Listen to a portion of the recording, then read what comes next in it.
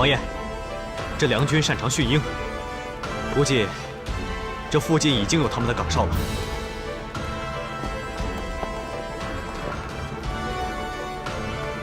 默然，你率一队精兵，翻山越岭，先行入境。无论白姑娘是生是死，一定要给我找到她的下落。默然得令，撤！撤！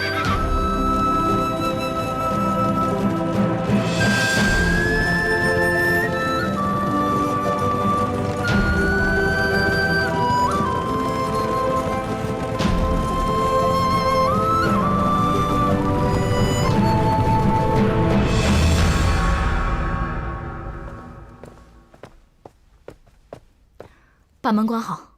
是。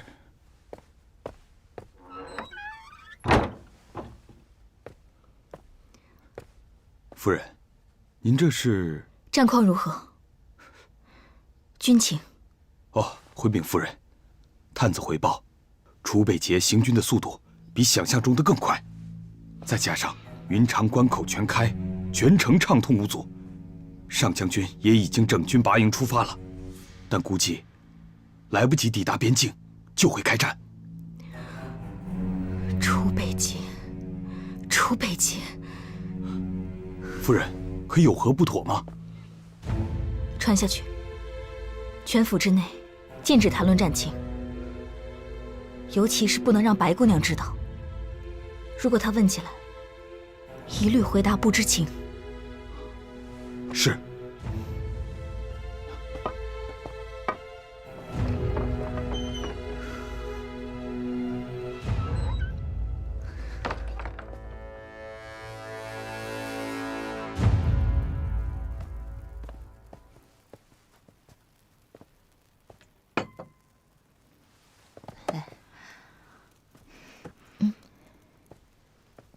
白小姐，菜齐了。哎，等一下，麻烦你们帮我去请将军和夫人过来用餐吧。将军今早去宫里了，说今晚不回来吃了。瞎说什么呀？不知道别乱说。好香呀！哇，来，好多好吃的呀！雪菜炖鸭，芝麻猴头菇，山药蓝莓。都是我喜欢吃的呀！我呀，就是心疼你远嫁大梁，特地做了一些你小时候爱吃的东西。白萍萍，你懂不懂勤俭持家呀？你做了这么多，我哪儿吃得完呀？实在是太浪费了吧！哎呀，好了好了，这些都是你的，没有人跟你抢。你这个样子啊，他们会笑话你的。谁敢笑话我呀？谁能做出这么好的饭菜？还是我家娉婷对我最好了。这位白姑娘真是心灵手巧啊！以后谁娶了白姑娘，那福气可不比皇上差呀。小妮子，你胡说八道什么呀？我家娉婷的本事可多着呢，她呀上知天文，下知地理，掐指一算还能知道你的前世今生呢。哎呦，这可真玄乎！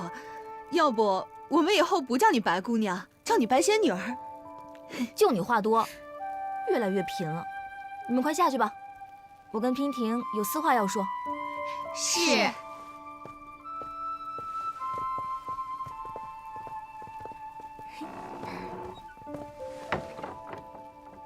哎，娉婷，这是什么东西呀？打开看看就知道了。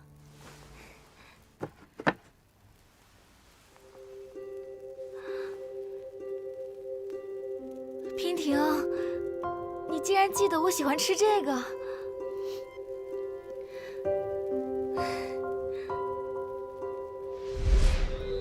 同学们，就到这里吧。谢谢师傅。杨凤，你留下来练琴。别管他，我跟师傅说。哦，吃饭去了。我们啦。等等我。快点，快点。来啦。我都饿了。走，快跟上。我也是。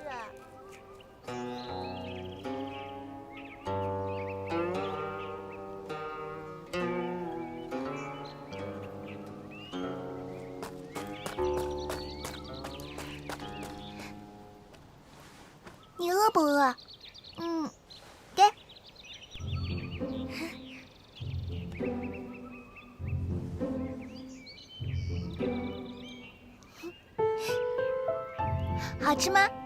真好吃。我叫娉婷，是靖安王府的侍女。我是跟我们少爷进宫来的。你叫什么名字？我叫杨凤。从那以后，我就天天盼着小靖安王把你带进宫。只要你一进宫，我就有好吃的了。但是我一直不明白，你那时候对我那么好，是因为我长得可爱吗？我那时候啊，就想让你教我弹琴，拜师总得送点见面礼吧。哦，原来是因为这个呀，太让我伤心了。你呀，就是从小心机这么多。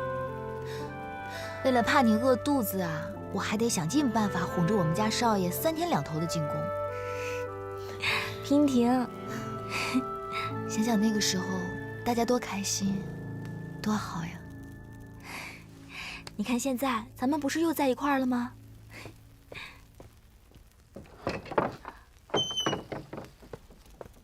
夫人，将军来的信。你先下去吧。是。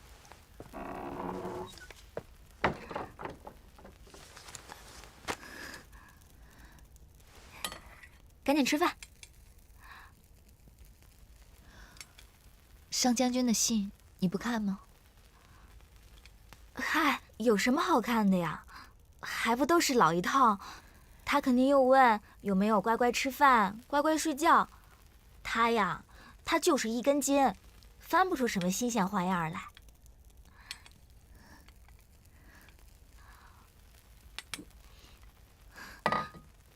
你看，我边吃跟你边聊，把自己肚子都快撑破了。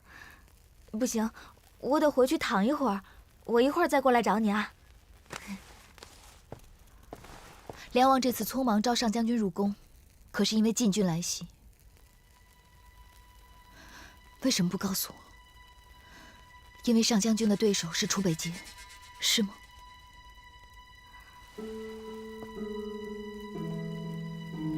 娉婷，我真的不想让你为难。怎么样，战况如何？娉婷，我知道，上次楚北捷答应的5年不侵犯燕地的女军师就是你。我知道你很聪明，很有耐心，但是这一次，我是真的不想让你把自己给搭进去。无论你选择哪一边，你都会为难。娉婷，我真的不想看到你受伤。你就不能做个平平淡淡的女人吗？那些都是男人的事儿，是大晋和梁之间的恩怨。这份重担，你没必要承担的。告诉我战况如何？你没有听到我说话吗？好吧，应该还没有开战。那我问你，如果开战，楚北捷跟泽义，谁会赢？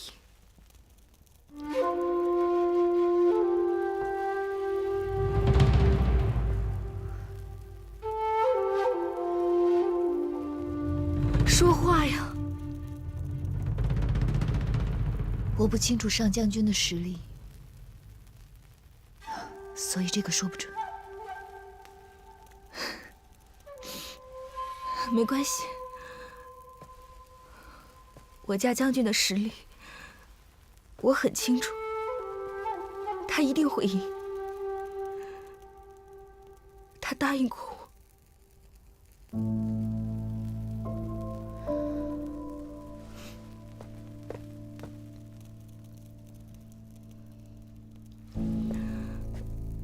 娉婷，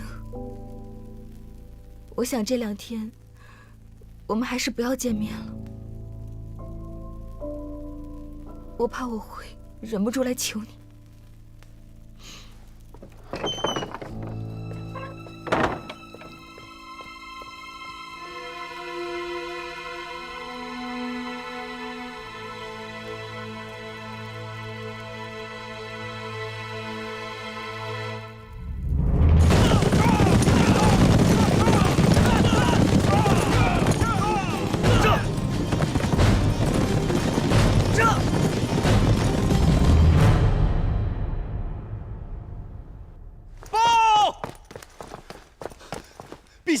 讲。大将军急报，青雁城已破，敌军直指堪布而来。臣以倾全军之力布防，誓与堪布城共存亡，全力保住都城外的最后一道防线。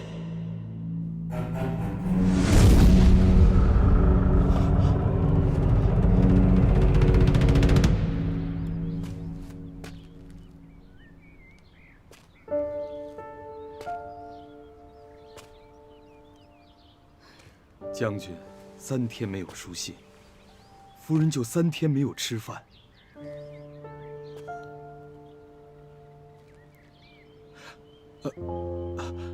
白姑娘，听说您是夫人儿时的玩伴，她不听我们的，却不一定不听你的，请白姑娘过去劝劝她吧。无论如何，也请夫人保重身体呀。我去试试吧。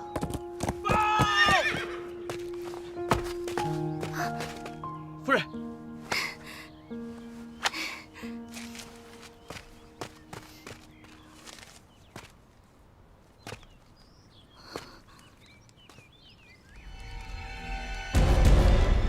养父，夫人，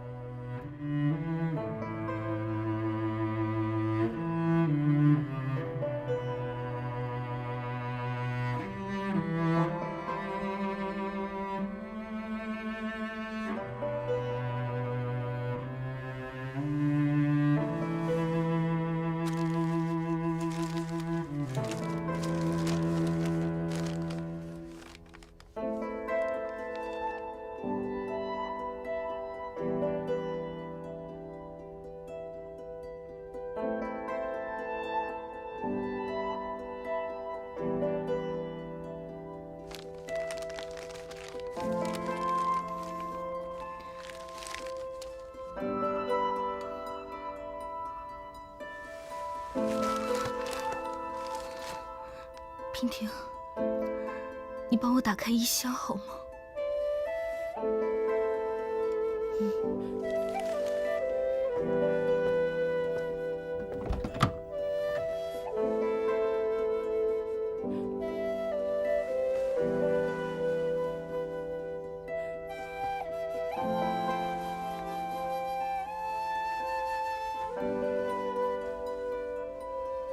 我早就想好了，如果他活不了，我也活不了。这件衣服是将军年初送给我的，很漂亮，我都舍不得穿。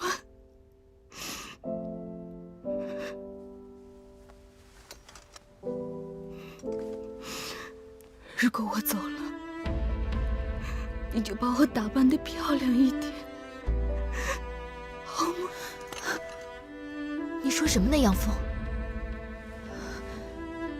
孩子的事情，泽隐知道吗？不知道。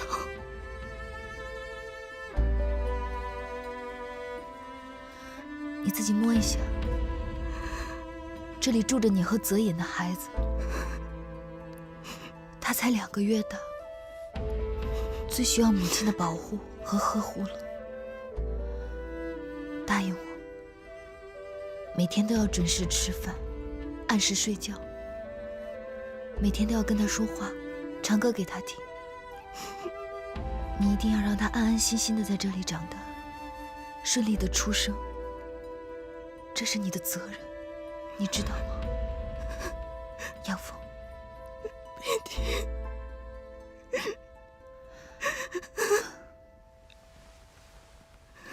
我今日便回去见梁王，定会帮泽隐打赢这一仗。我不会让孩子一出生就没有父亲。不，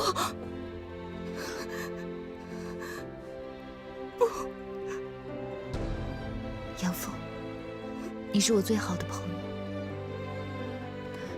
这是我唯一可以帮你做的事情。你就安心的养胎吧。娉婷。平婷，平婷，魏婷，帮我备马车。是。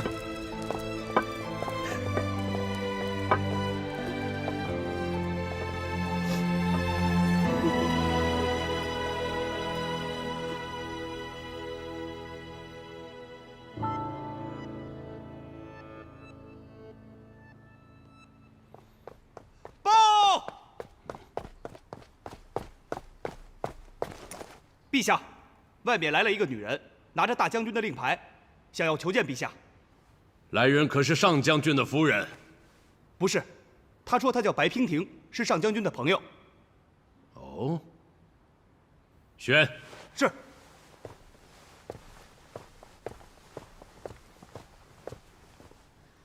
民女白娉婷参见陛下。民女受上将军夫人之托，前往堪布。与上将军一起守城，特此前来，想请陛下赐予我兵符。荒唐！你是从哪个石头缝里蹦出来的？白兰人、阉人，我凭什么把军权交给一个我从不相识的异国女人？我就是那个与楚北节定下5年之内不犯燕地之人。哦。竟然是你！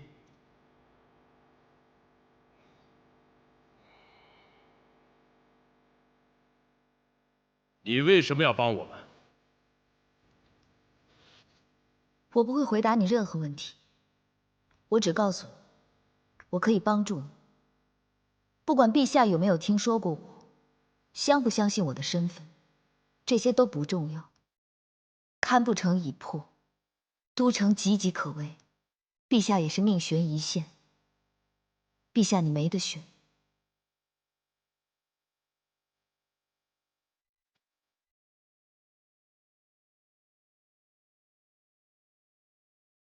好，寡人暂且信你，但你……陛下要答应我3个条件：第一，不许任何人打探我的来历；第二，若是大晋败退，我要立刻抽身。第三，陛下要给我调动3军的指挥权。我只是问你有何对策。既然实力悬殊，无法与晋军正面较量，只能暗度陈仓，从后方下手。我要下毒。大梁地处偏远，却一向消息灵通，相信陛下必然在各地王宫中安插了负责打探消息的内应。想要把毒药放入司马洪的饮食中，并非难事，难的是怎样让他吃下去。司马洪每次用膳，每道菜都有人先行检验，寻常毒药绝逃不出这个步骤。不过我有一配方，能迷人10日不醒，尝尝吧。用任何方法都检验不出来，请陛下派快马送至晋王宫。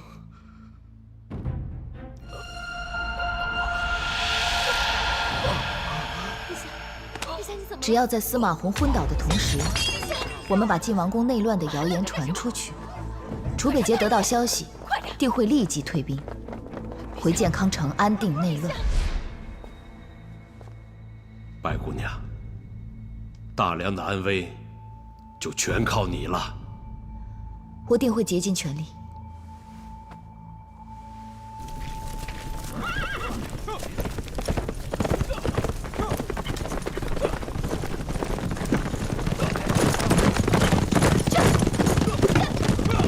集结兵力，在此布防。报！是。上将军，有客求见。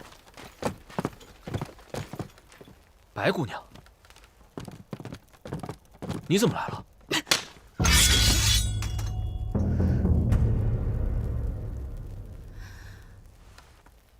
这是你写的。若涵，带人先下去。是，走。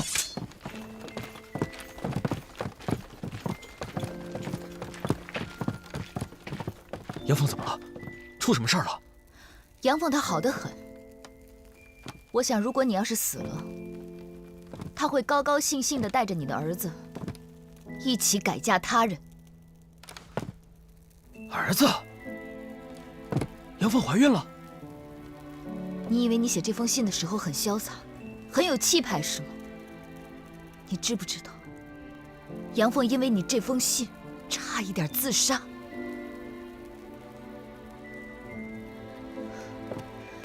一个男人，如果连自己的妻儿都保护不了，还谈什么保家卫国？一个连妻子都保护不了的男人，又有什么资格保护自己的国家？你这又算是什么英雄？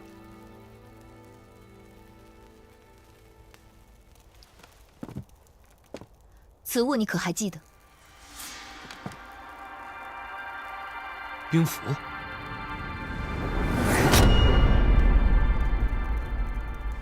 梁王已将此物授予我，如今三军听我调遣，但除了必要人等，不得将我的来历泄露出去。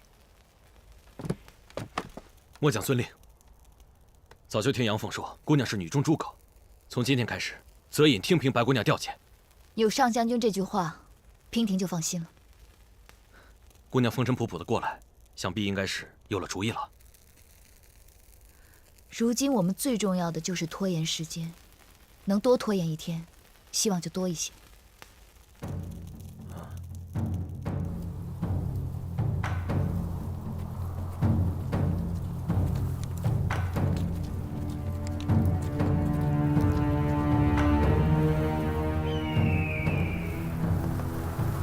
楚北捷乃是当世战神，之前在青燕的时候，我就已经领教过他的功夫。此人若是强攻的话，恐怕我们拖延的时间不会太久。若是他主动出兵，堪不成必破，所以我们也不能坐以待毙，必须主动出击。梁与大晋向来井水不犯河水，你晋军突然发兵，师出无名，逆天而为，大梁将士人人得而诛之，必血战到底。哼，师出无名，到底有名还是无名？你最好问问你的大王，或者你死后，我替你问他。我大晋数十商队、数百良民、数万钱财都去哪儿了？你大梁派军抢掠烧杀，扰乱我大晋商路，如今还敢叫屈？一派胡言！我从未听说过此事。若你能证明杀人越货者不是梁军，我楚北捷自会立即退兵。但在此之前，请恕亡命难违。杀！杀！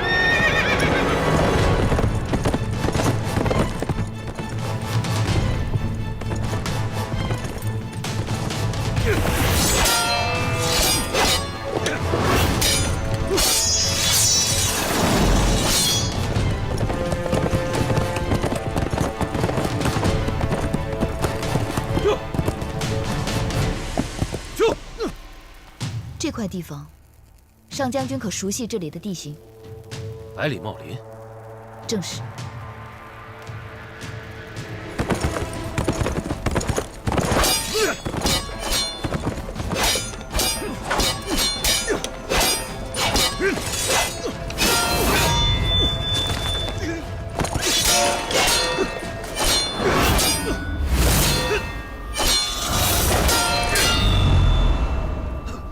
晋军虽强，可梁军也非弱将，实力相差并不多。梁军怎会连连败退？我梁军善战，可那楚北捷太强。第一次交锋的时候，楚北捷亲自交阵，我梁军派出了第一猛将蒙初，结果被他3招斩于马下。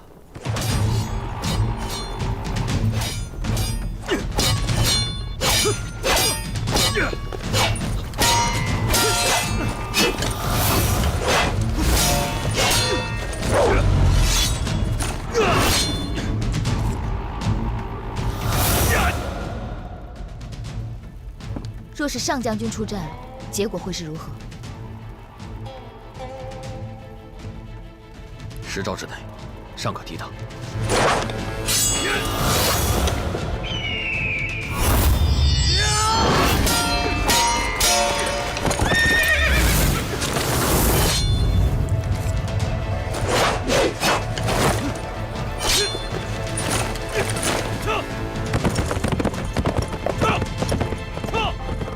若上将军不敌，必不可恋战。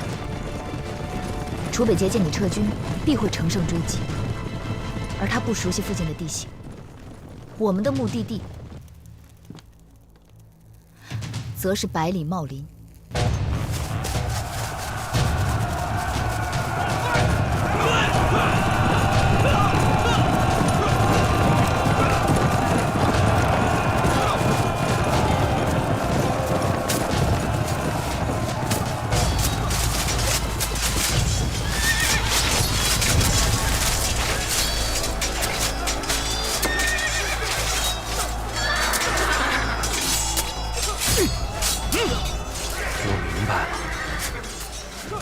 茂林之中荆棘丛生，枝叶缠绕，但是我们的战马身形矮小，四体有力，在这样的环境当中，一定比他们更加灵活。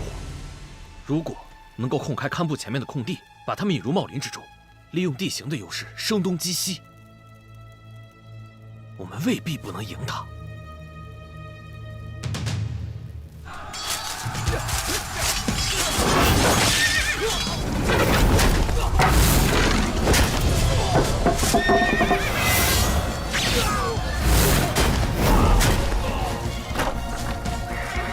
撤退！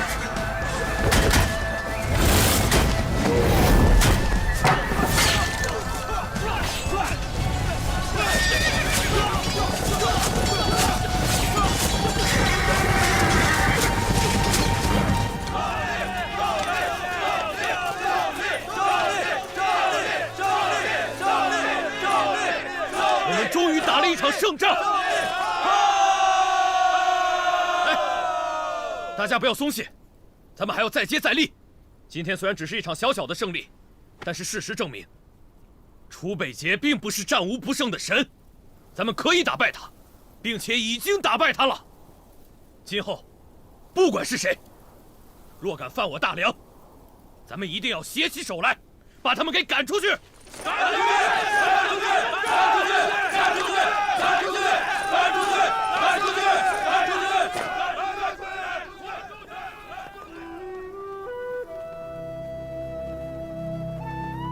杨峰，你果真了解我。无论我帮谁，都逃不开这锥心之痛。但也许，这就是我的宿命吧。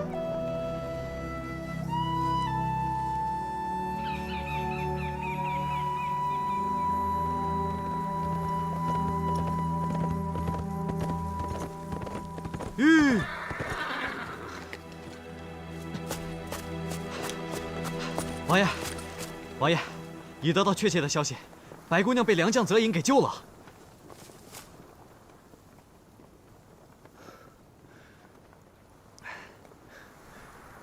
天可怜见，娉婷没死，太好了。可是，听梁军里面相传，现在军中有一名神秘的女主帅。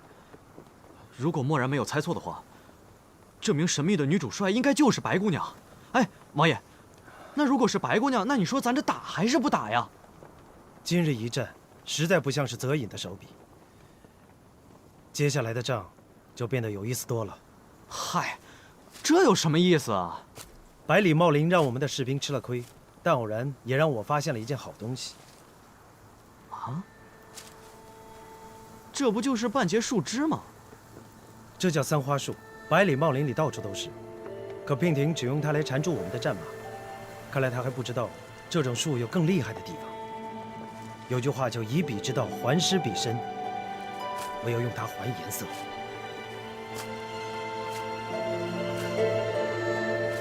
娉婷，相信你不会让我失望。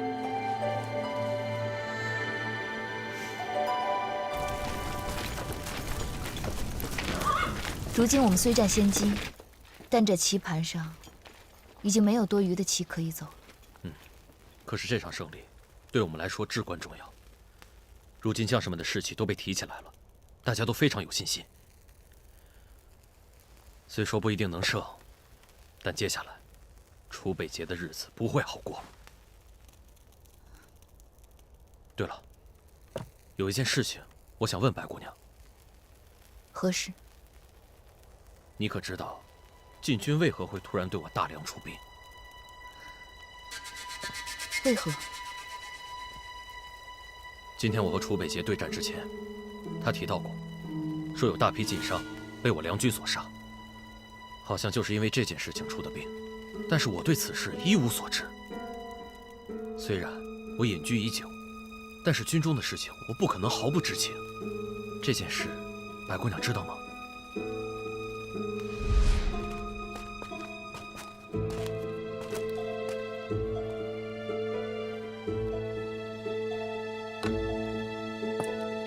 没有钥匙，你怎么打得开？怎么？好好吃药，好好休息。我走了。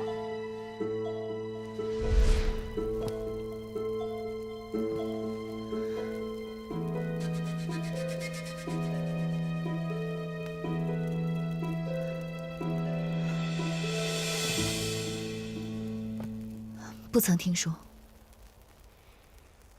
此事我会派人查个清楚。今日楚北捷吃了败仗，肯定士气低落，他不会这么快发动进攻的。白姑娘劳心劳力，就早点歇息吧。末将告退。上将军慢走。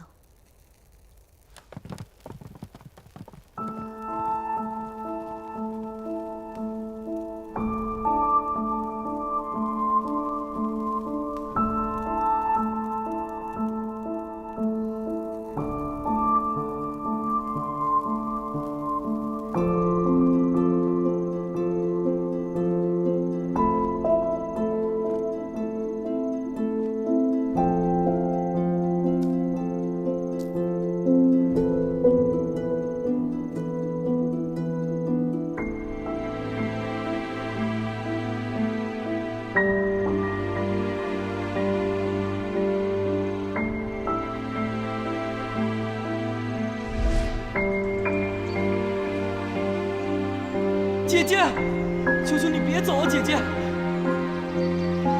少爷，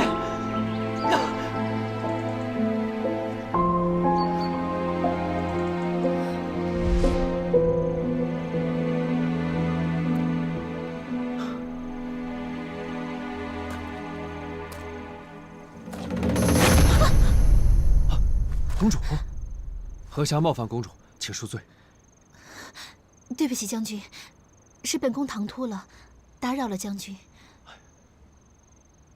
真害怕伤到了你。月色已晚，我送你回去休息吧。睡不着，想出来走一走。你不是也没睡吗？难道公主是有什么心事吗？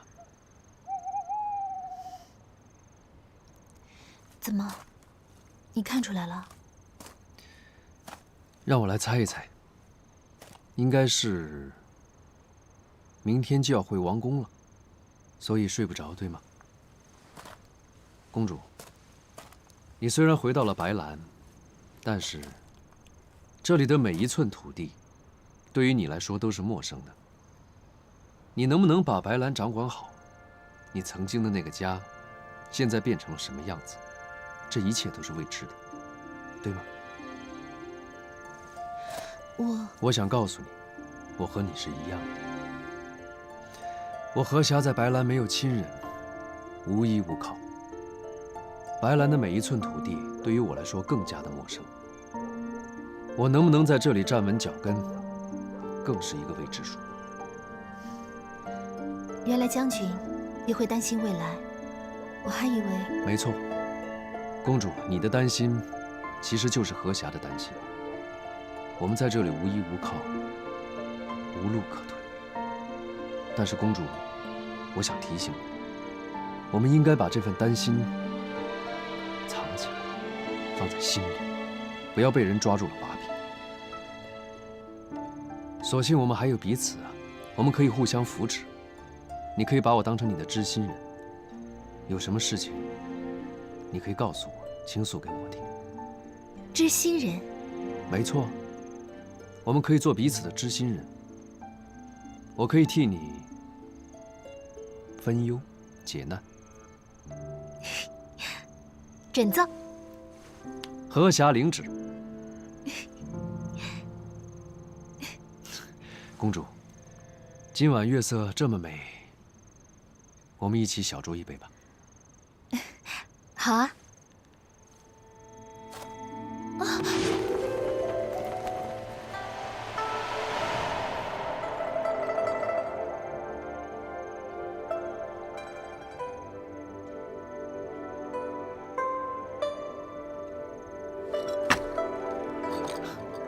来，小心。你等我一下。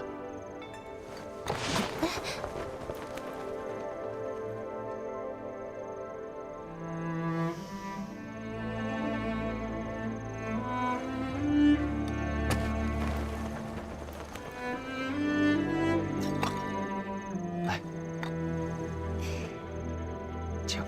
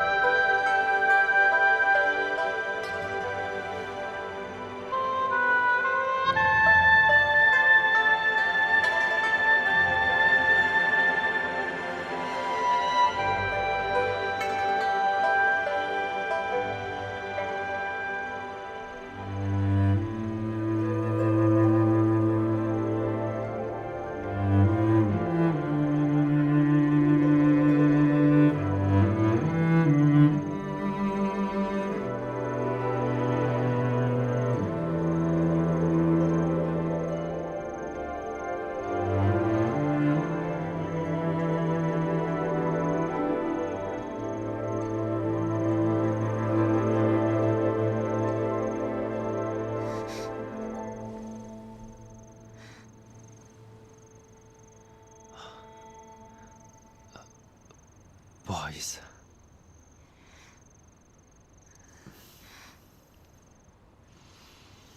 给我点时间，我还没有准备好，可是我愿意。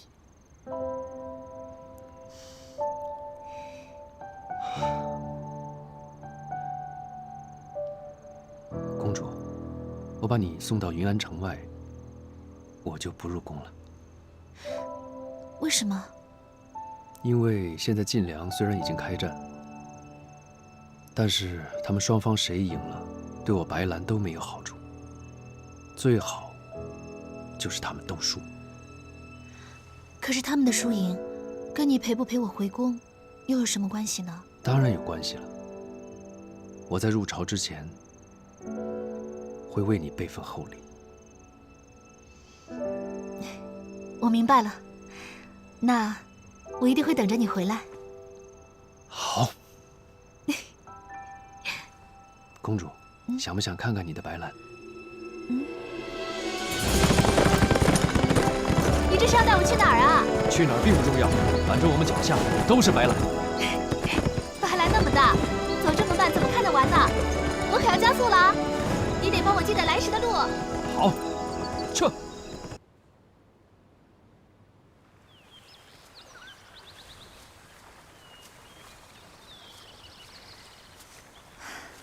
这就是我久违了的白兰。将军，你今天说的都对。本宫心中确实很不安。云安宫中的形势，可能比你我想的更复杂。公主有什么话就说出来吧，说出来会轻松一些。我的王兄刚刚驾崩，贵丞相就把本宫从大梁接回来执政。之前王兄一直打压贵丞相，贵丞相势必会借此机会翻身，一展宏图。可是朝中王兄的党羽众多，即便本宫无心掌权，他们也是人心惶惶。所以说，这以后宫中的日子，怕是……公主，你看，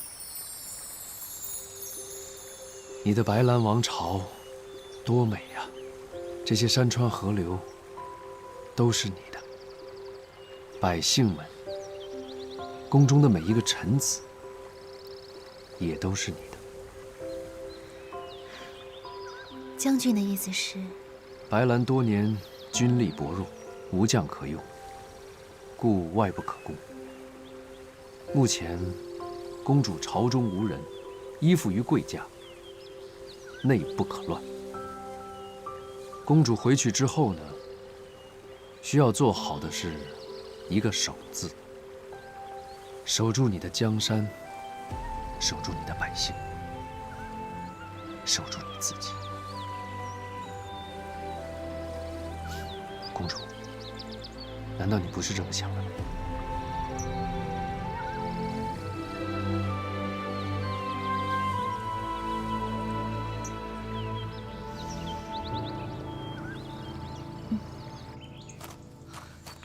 你们都是怎么找的？好好的一个大活人，怎么就不见了？找不到公主，你们谁都别想活！是，贵将军。贵将军，禀报将军，马房少了2匹马，应该是何霞带着公主出去了。我从一开始就知道这小子一定有问题。传令下去，给我堵住所有的出境关口。只要在我白兰境内，我就不信抓不到你。是，公主。公主，醒得早，出去走一走，是什么事情让贵将军如此大动干戈呢？公主以后要出门，身边得有人保护啊。这是我白兰的境内，又有何将军的保护，有什么好担心的？休息片刻，稍后出发。是。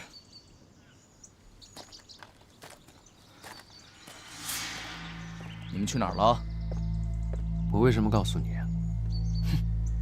我警告你，别打公主的主意。你只是一条无家可归的流浪狗，公主只是可怜你而已。总好过讨厌。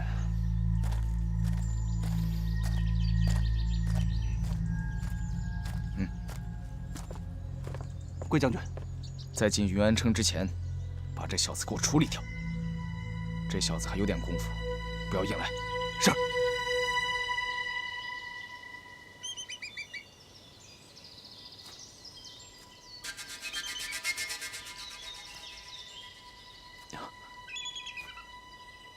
娘娘万安。此刻只有你我2人，父亲何必如此多礼？起来吧。是。新制的金丹果然有效，那昏王身体一天不如一天，一众太医也查不出个所以然来。楚北捷如今出兵攻梁，不在朝中，我们何不趁机尽快动手？娘娘，要成大事者，必平心静气，不急不躁。父亲的意思是，请娘娘细细想想，朕北王如今虽不在朝中，但终有还朝的一日。即使我们动手成功了，只要他楚北捷一回朝，必定会将矛头指向你我。我们此刻动手虽然能赢，但只要楚北捷一回来，一样是输。所以，你我的难题不是陛下，而是楚北捷。你要杀了他，没有别的办法吗？那就要看娘娘到底是不是能够劝动楚北捷，让他为我们效命。如若不然，斩草除根，势在必行。只是要除掉楚北捷，却是让人头疼至极。早知今日，何必当初？若我嫁的是楚北捷，父亲今日为何会头疼？以我现在的身份，要我如何去劝他为我所用？怎么，娘娘难道已经试过了？楚北杰怎么说？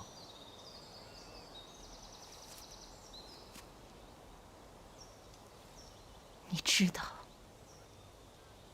他是如何羞辱我的吗？娘娘息怒，是为父思虑不周，让娘娘受委屈了。娘娘如今是千金之躯，能够纡尊降贵去拉拢他，实在是天大的面子。只怪那楚北杰不识好歹，罪该万死。娘娘放心，一切交由为父处理。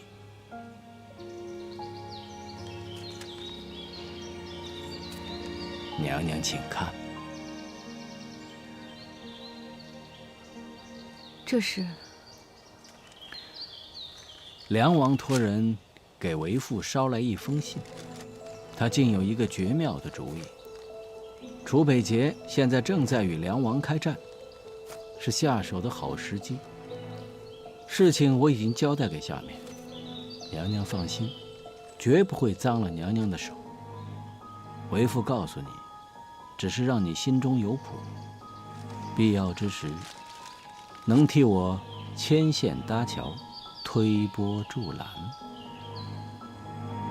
借刀杀人。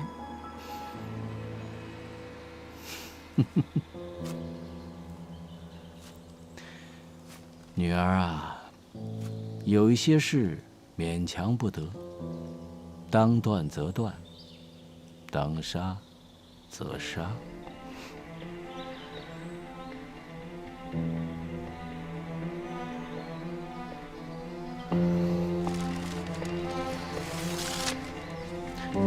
娘娘，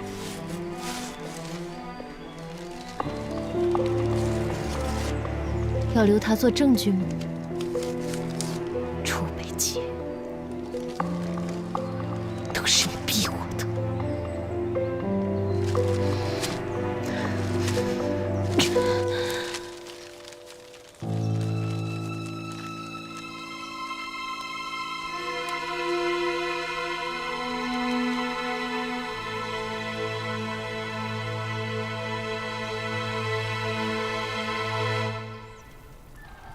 白姑娘，晋军就在东南方向50里外扎营，堪布城已经布防完毕。就算晋军进攻，我们也能抵抗一段时间。堪布城上下所有将士一定会不惜一切守城，就等姑娘的计划成功，大晋王宫内乱，楚北杰就会退兵。但已经2天了，晋军那边毫无动静，现在连我也猜不到他下一步会走什么样的棋。报，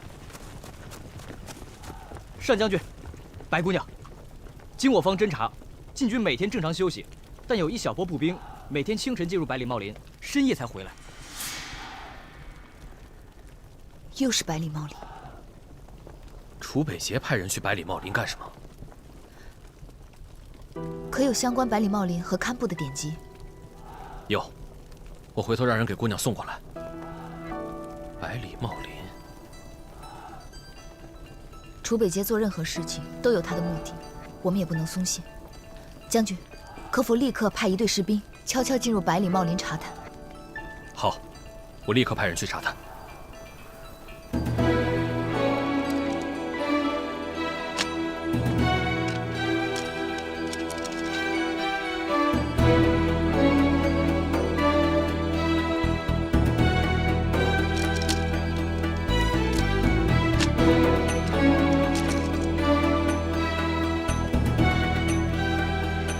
站住！怎么还有这么多书啊？这些书都是姑娘要的。放那边吧。哦。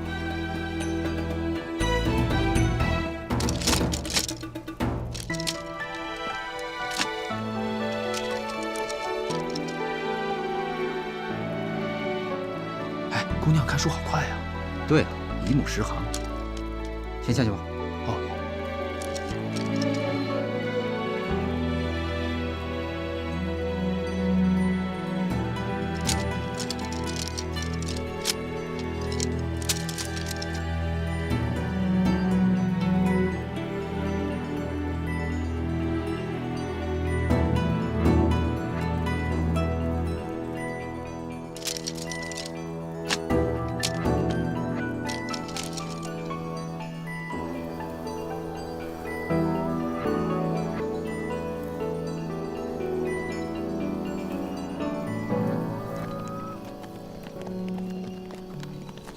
千万不能马虎，一定要做好布防。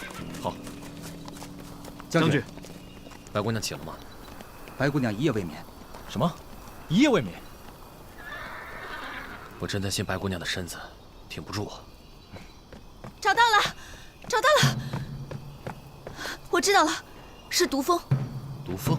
上将军，请看，这典籍中早有记载，百里茂林中有一种特殊的毒蜂，它毒性奇强，可以夺人性命。之所以生活在百里茂林，是因为百里茂林里有他最喜欢的三花树。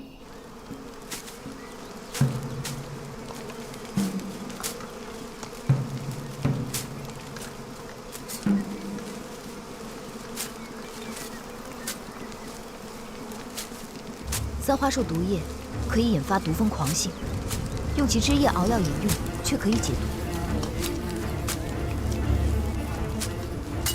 要攻城，只要将三花树枝用弓箭射进堪布，再放出大量毒蜂，守军将士必定死伤过半。等毒蜂进去后，晋军再上，即刻便可突破梁军的最后一道防线。不过，从前要进入百里茂林的人，都会以三花树枝叶煎药服用，以防被毒蜂袭击。只要晋军众将士预先喝下这种草药，就不用担心被毒蜂误伤。假如楚北捷想用毒蜂攻击我军，一定会命人暗中砍伐树林。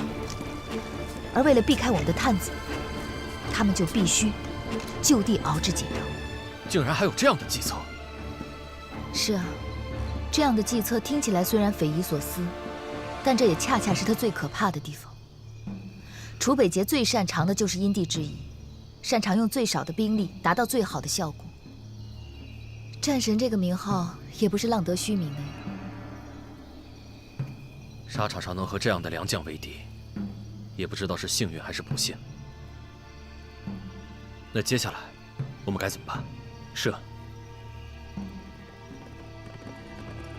将军，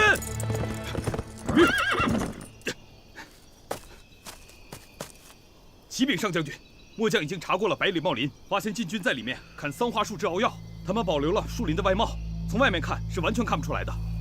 被砍的树枝已经干了，怕是前几天已经开始了。果然如姑娘所料。传令，把百里茂林剩下的桑花树全给我砍回来。是。不必了。熬制三花树枝只需要1天半的时间，若是他们从前天就开始砍树的话，恐怕早已经完工了。天已经快亮了。那姑娘的意思是？上将军也不用担心，娉婷从孤臧出发的那一天，就已经料到会有今日。在战场上遇到楚北捷的人，没有一个是不头疼的。我们不会是第一个，也不会是最后一个。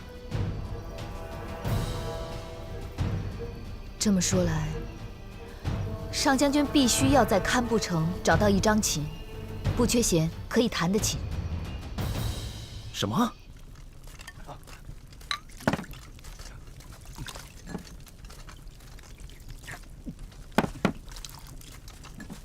每个人都喝啊！是。好，都喝了。是。不然会被毒蜂蛰的。是。喝完之后去那边取剑。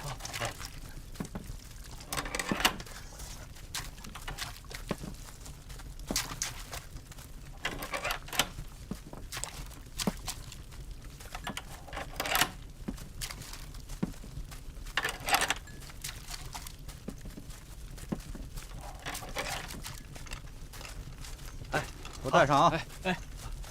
来，你的。好，记住了啊，一定要听号令使用。明白吗？哎，记住了啊！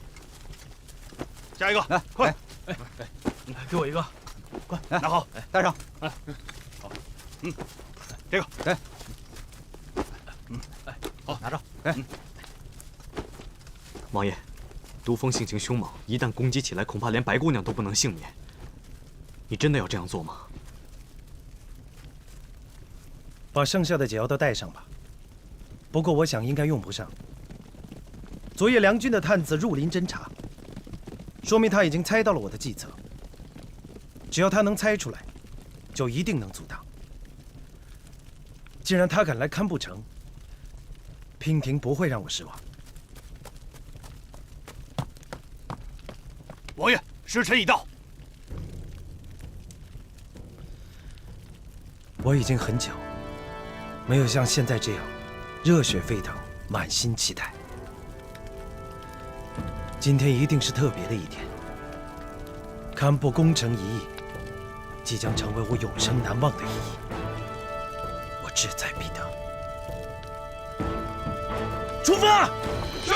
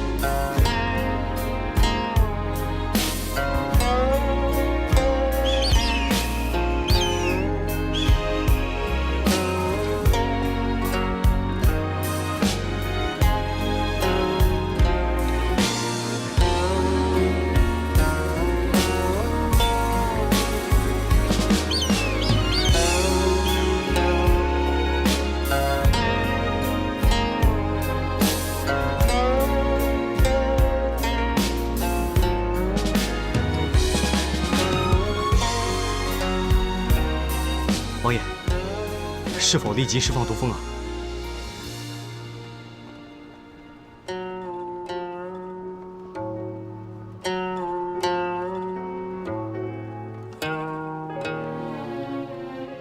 暂缓。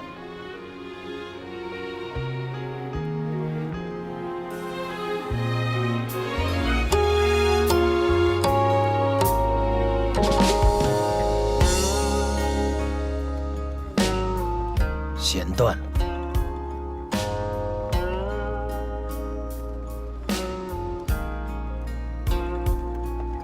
王爷，这是第2根了。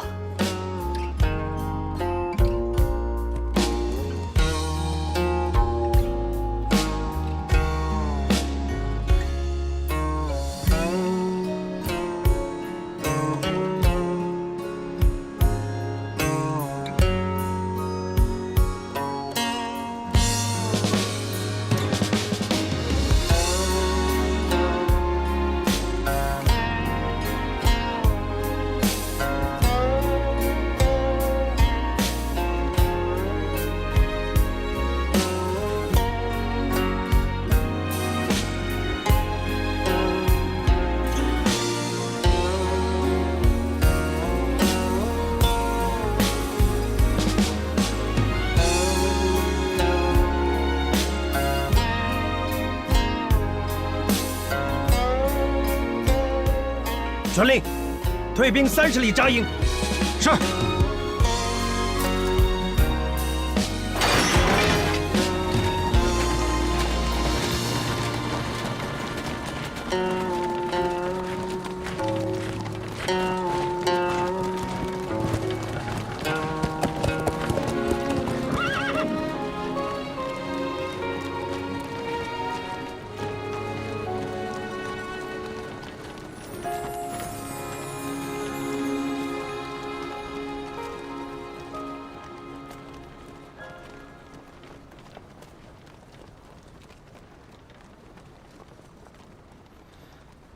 这就是你的御敌良策吗？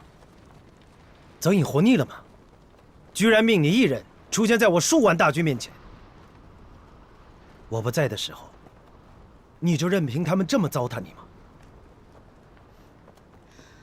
王爷，娉婷才是这一场仗的主帅，和泽隐将军没有任何的关系，又何来糟蹋一说呢？再说了，不管计策的好与坏，只要能让王爷退兵，就是好策。娉婷这不是做到了吗？攻心之计，胆大妄为。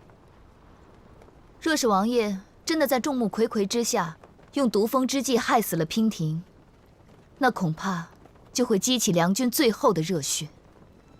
到时候，就算你们能拿下堪布城，城中的所有军民，恐怕都会让你们伤亡惨重的。再说了，若是梁国百姓知道我一介女流之辈，为了保护堪布城而被你残忍杀害的话，想必梁国所有的百姓和将士都会奋起反抗的。哀兵之勇，王爷，你要比我更清楚吧？如果激起了一国人民的热血，就算有再强的兵，怕是王爷也镇不住。所以你就以身犯险。若不是王爷剑走偏锋，娉婷也不会出此下策。确实是下策。你在逼我退兵的同时，也对全天下通告了我楚北节的致命伤。经此一战，所有人都会知道，我楚北节心之所爱，无论做什么事情，我都绝对不会让白娉婷成为我的牺牲品。你是谁？真北王命我来送你上路。不会让我成为牺牲品。娉婷原以为王爷之言句句真心，没想到也只能付之一笑。王爷如此哄我，难道是因为怕输吗？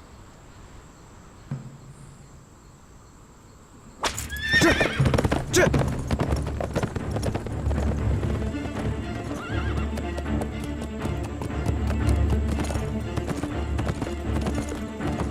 本王问你，晋梁大战与你何干？为什么要帮大梁人？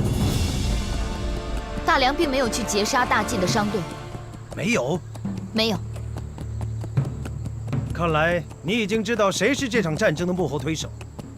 若是大晋主公无心侵占，又有谁能推得动呢？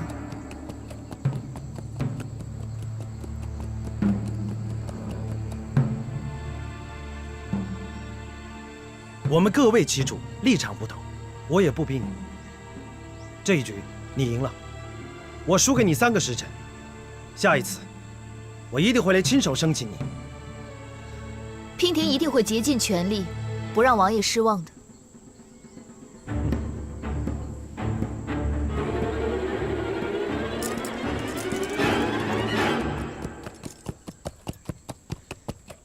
堪布城已经是一座空城了。而梁军也转移到百里茂林。你的空城计已经唱完了，还一个人留在这里干什么？这里离百里茂林不近，上马吧，我送你一程。多谢王爷好意，不用了，娉婷自己会走。3个时辰之后，我们才是敌人，到时候我可不会手下留情。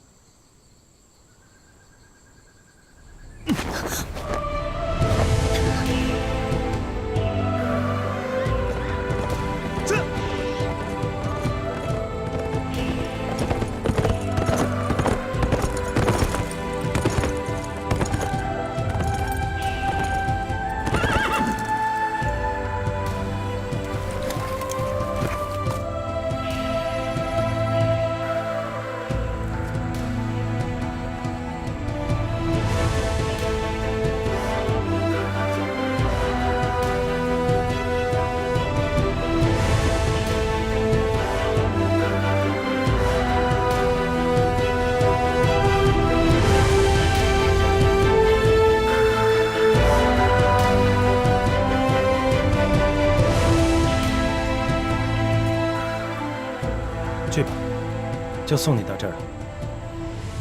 我不跟泽英打招呼了，反正很快就能见面。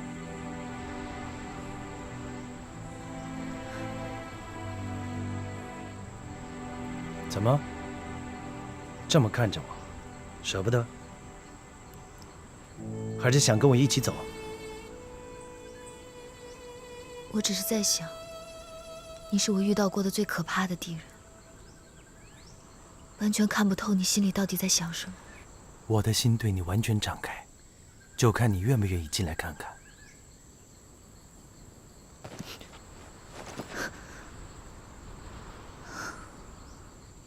你看，你都不愿意来看，却抱怨看不透我心里在想什么。两军对垒，你我是双方主帅，还请王爷不要再胡言乱语。我对你说的每一句话都是真的。你好自为之吧。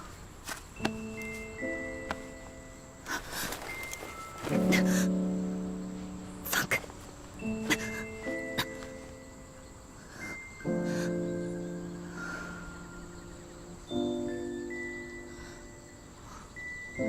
楚北杰，你救了我这么多次，我欠你的太多了。若是这一战，你真的因我而死，我一定会随你一起去，把这条命赔给你。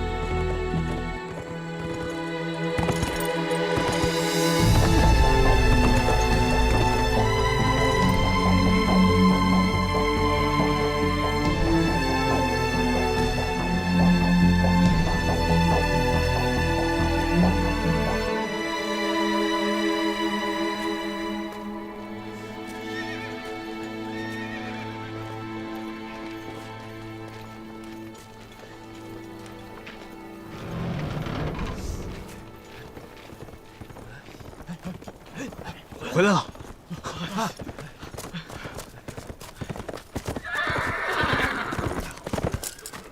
王爷，你可算是回来了。刚才白姑娘那招真是太险了。假如王爷出手，岂不给世人留下用毒物加害手无寸铁女子的印象吗？王爷一代名将，光明磊落，一旦蒙羞，那岂不是严重打击了我军上上下下如虹的气势吗？真想不到，白姑娘不出手则已，一出手便不留余地。还好你没有下令攻城。即使没有这些理由，本王也不会下令攻城。失去白娉婷，将是我楚北节最大的遗憾。区区一座堪布城，怎么能记他半根头发？不，那王爷，那咱到底打还是不打呀？打！3个时辰之后出兵。不对啊，王爷。即使不用毒蜂，只要白姑娘孤身站在城楼上，我们便发动不了进攻。仅仅是射在城楼上的乱箭，也能置她于死地啊！谁说我们要攻城了？啊？不攻城了？命所有士兵备足粮草饮水。我们要进入百里茂林。百里茂林？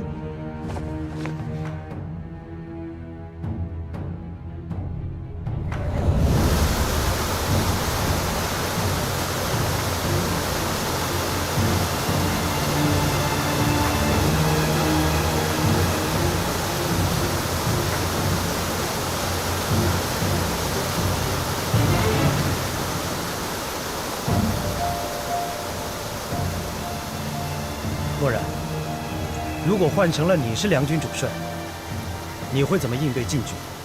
王爷，行军打仗在外扎营，向来都选择靠近河流小溪的地方。为了方便士兵战马取水饮用，会抢先站稳水源，在水中下毒，让敌军失去战斗力。之后再利用山林掩护，分拨游击，阻止我军上山。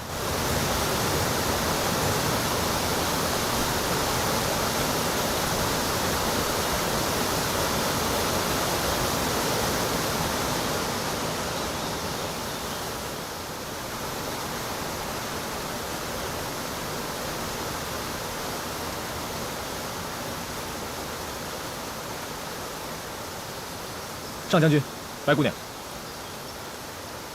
楚北杰已带人入林，现引至点清峰山下。点清峰下，我刚正与上将军商量，他在点清峰山顶扎营作战。这里便是点清峰6条清泉的水源。若寒将军，你现在立刻派人去山腰处，在这6条清泉中下毒，断了敌军的水源。白姑娘好计策。楚北杰初入百里茂林，对当地的地势并不了解。我们在他们弄清楚之前，先在水中下毒，一旦断其水源，他们一定支撑不了多久。到时候无法找到无毒的水源，怕是军中只会奄奄一息，军心涣散。到时候我们在天色的掩护下率军杀入，也让楚北杰尝尝我们大梁男儿的厉害。点清峰是百里茂林的制高点，也是山中所有水系的源头。梁军帅帐定会驻扎在山顶，传令下去，禁止任何人饮用山间泉水。战争，战的是人，算的是心。我这一招啊，若是用在别人的身上，定能成功；可若是用在楚北杰的身上，我也没有几分把握。姑娘，为何用在别人身上可以，用在楚北杰身上就不行了？只因为他是楚北杰啊。若我们的对手不是楚北杰，早就不用在这里苦战了。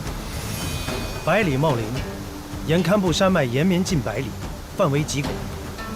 即便梁军有5万之多，可一旦藏进茂林之中，若按寻常方法寻找，我们要知道他们的踪迹也难如登天。楚北杰思虑周全，他出来堪布，就在百里茂林吃了我一次亏，之后就立刻想到用百里茂林来反攻，还想到了用毒蜂攻城这个计策，害我们险些中计。如今，他又怎么可能不派人先探查清楚，掌握百里茂林的地形？默然，你将我军兵力分为6支，互为养护，互通信息，分别沿点清峰的6条水脉建立营地，但不能扎营。梁军必定会派探子在外游弋，我们只需要在他们面前出现，他们就会主动来袭，等蛇出洞，给他一个迎头痛击。若是我们以为仅仅占据了一个水源就能让楚北杰栽跟头，那今晚被俘的可能就是我们。姑娘说的对，是我们想的太少了。将军，还请你立刻派几拨人出去探查敌军在哪里扎营，一旦有消息就立刻汇报。越是在这个时候，我们就越是要仔细小心。王爷，这是诱敌之计，风险也未免太大了吧？即便我军沿着河流建造营地，这也只是在撞运气，更不可能知道他们在短时间内会攻击我们。王爷，此计最适合与敌军周旋，但是我们的粮草和饮水都很有限，一旦耗尽，岂不是正中敌人的下怀吗？王爷，为什么不速战速决？如果能不战而速决，岂不更好？不战速决？除此之外，我军还应该派出小股的队伍，在山林里四处散开，去搜索敌军的踪迹。一旦发现敌营，就从4面8方开始骚扰，这样也可以模糊敌军的视线，让他们不知道我们到底在哪里扎营。在骚扰之下，也可以让敌军分身乏术，以拖延时间。我们已经切断了敌军的水源，再加上这样的拖延战术，此战便已胜了大半。若寒明白。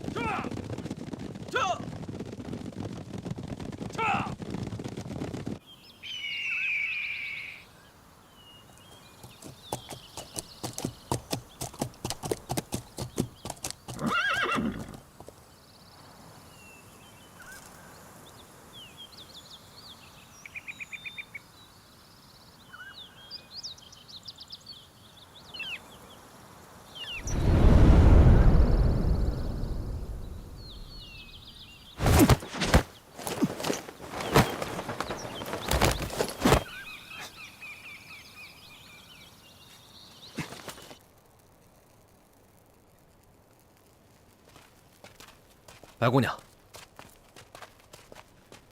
怎么样？有什么消息吗？刚得到消息，说是在点清峰山下有很多禁军的营地。我跟若寒将军商量过之后，决定突袭营地，探清虚实，结果却扑了个空。扑空？我率兵过去的时候，营地已经空了，只有一些刚搭建起来不久的锅灶，堂子里还是热的，应该刚烧过火。一开始我认为这只是巧合，可是接二连三都遇到这样的事情，真是邪了门了。白姑娘，禁军神出鬼没，咱们的士兵都开玩笑说，难不成禁军会遁地之术？这世上哪有通天遁地之术啊？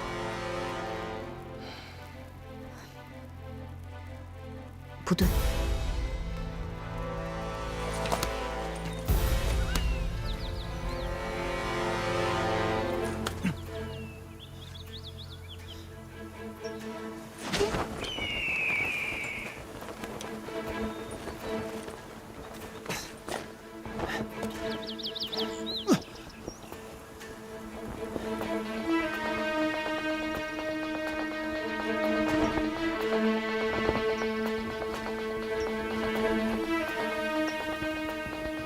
白姑娘，他们一定是在掩护谁？掩护？掩护？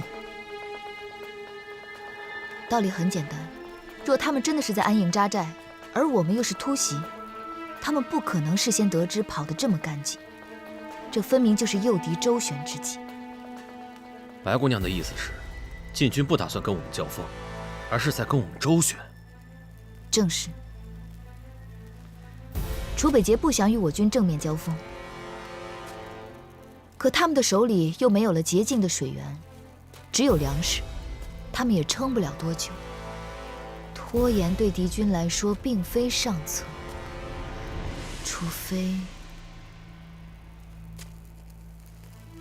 除非他们是在声东击西，吸引我们的注意力。他们到底是在掩护谁呢？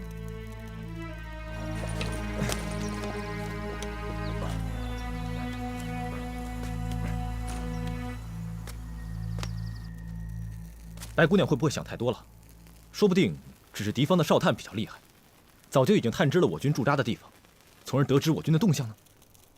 不怕一万，就怕万一。既然楚北捷已经猜到了我们在水源中下毒，就必然会猜到我们定会给自己的军士留下水源。而这一路算上来，真正的点清峰水源上游，就是这点清峰山顶。如果我是楚北捷，必会直指着点清峰山顶而来。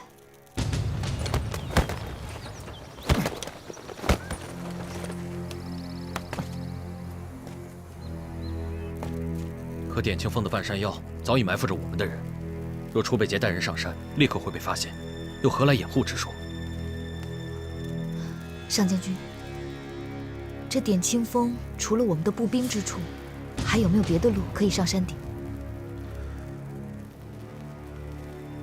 有，云崖索道。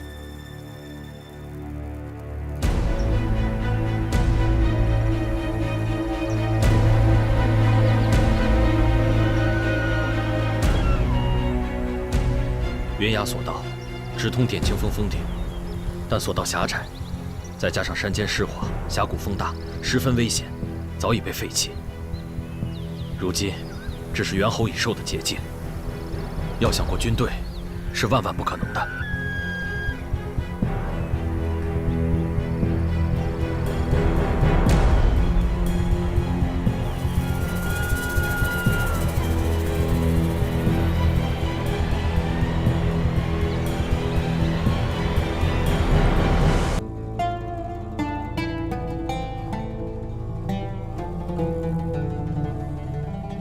白姑娘，难道你担心的是这条已经废弃的索道？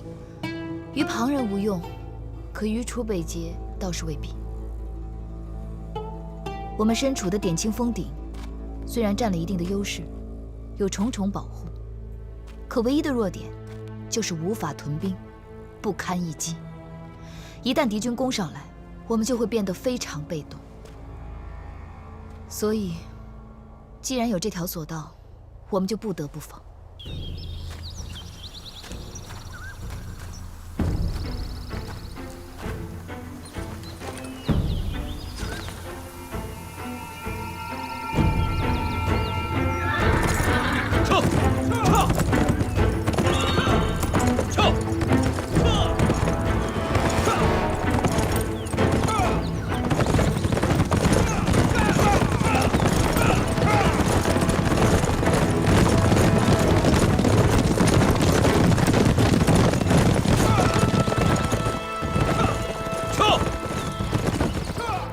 上将军，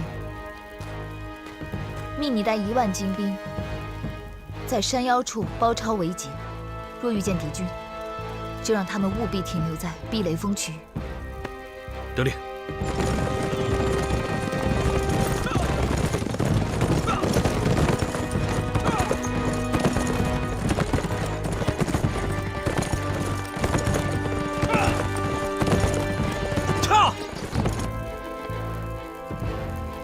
若寒将军，末将在。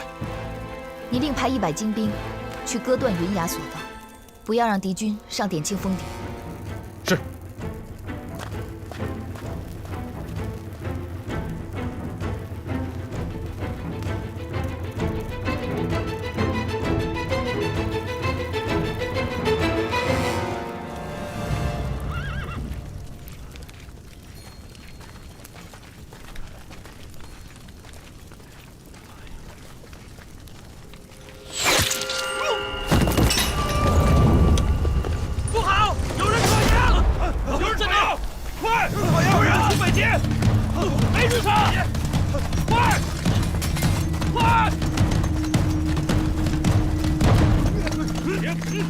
白平亭，白平亭，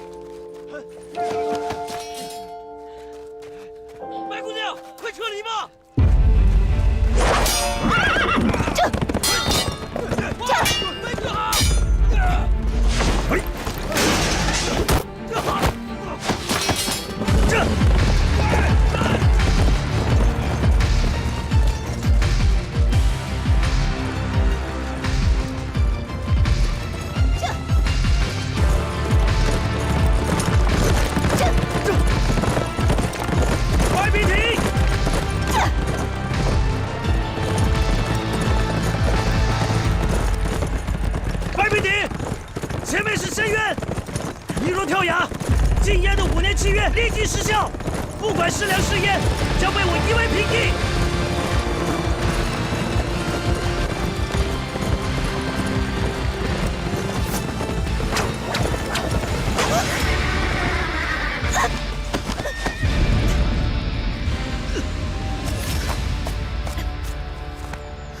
平婷，平婷，你没事吧？你还救我干什么？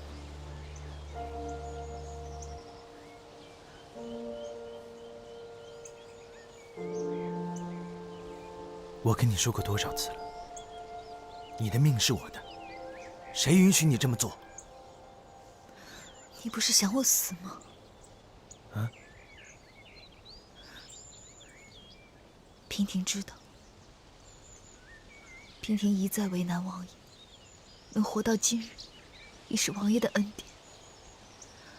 王爷当日派人来杀我，为何今日当面又惺惺作态？不与我了断了自己。我何曾派人杀过你？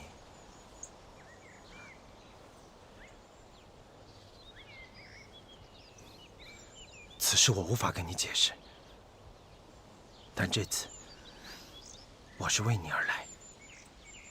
你要是不相信我，你就先杀了我。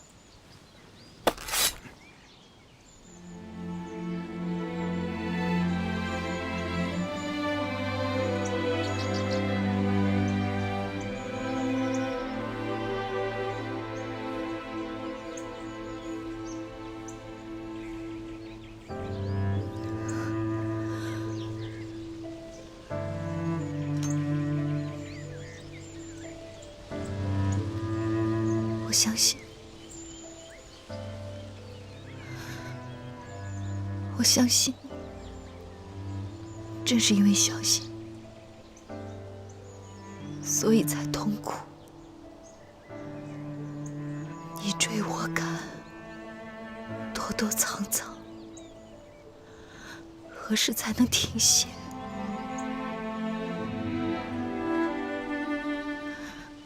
王爷，你不累吗？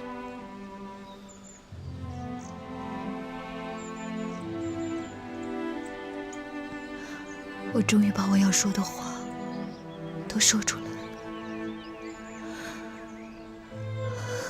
娉婷累了，娉婷真的好累。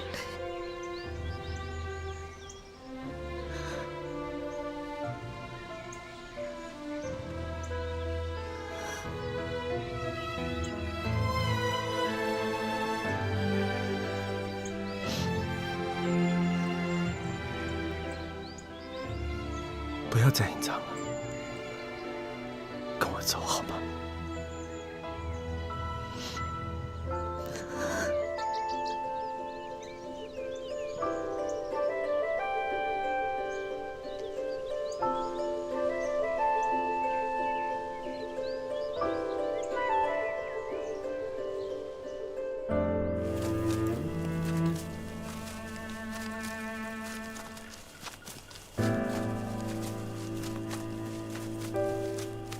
摔的地方还疼吗？怎么，还在生气？胜负乃兵家常事，输给我，也没有什么不好意思的。我能问问你军中之事吗？问吧。你打算如何处置泽隐将军？他是我的朋友。我有说过要处置他吗？我若是要处置他，我怎么孤身一人独闯云崖索道？我早就知道你们会在水中下毒，全军发动突击，我才偷偷的来取你的营帐。所以你做的这一切，都是为了避免杀戮。你不也是？以一人之力护一城之人，天下怕再也找不到一个女子，能有你这般胆识。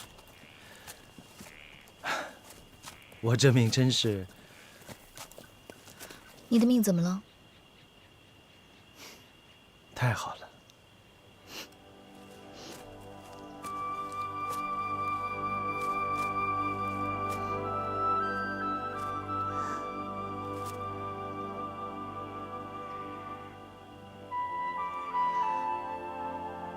可如今泽隐知道你一人独闯点青峰顶，必会派兵来援救。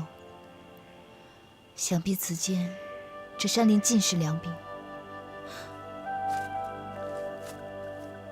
王爷，找地方避一避吧。你是在关心我？谁要关心你啊？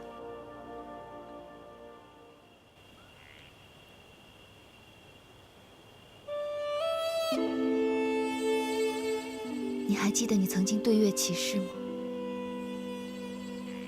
当然。当时你真的吓到我了。我想，你要么是身负重伤胡言乱语，要么你就是色迷心窍的登徒子。哪有人认识2天就赌咒发誓的？你以为我在开玩笑？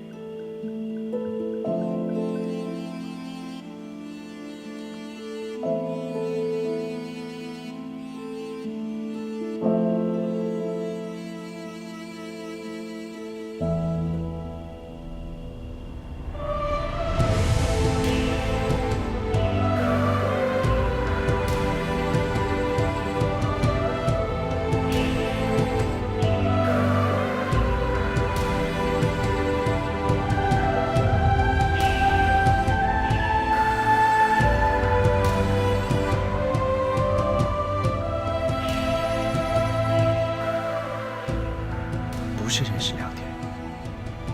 这誓言，20年前就已经在我心里许下。这20年里，楚北杰从没忘记过。你看着我的眼睛，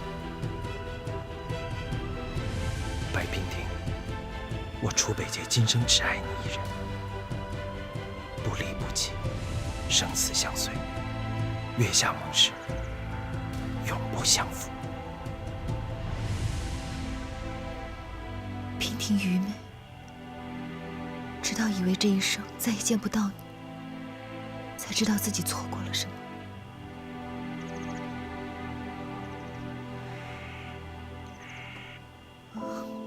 娉婷的心早就给了你，我伤了你那么多次，你却不离不弃。如今我又怎敢辜负？剩下的愧疚，娉婷定用余生回报。月下盟誓，永不相负。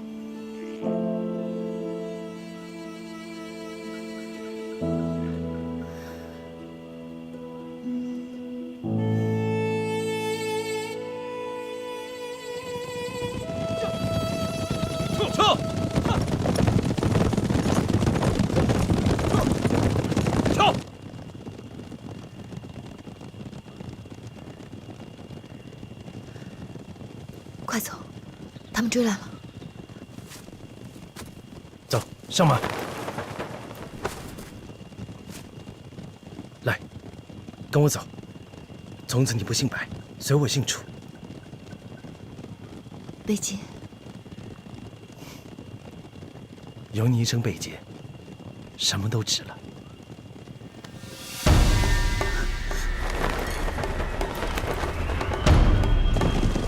张将军，楚北杰把白姑娘劫走了。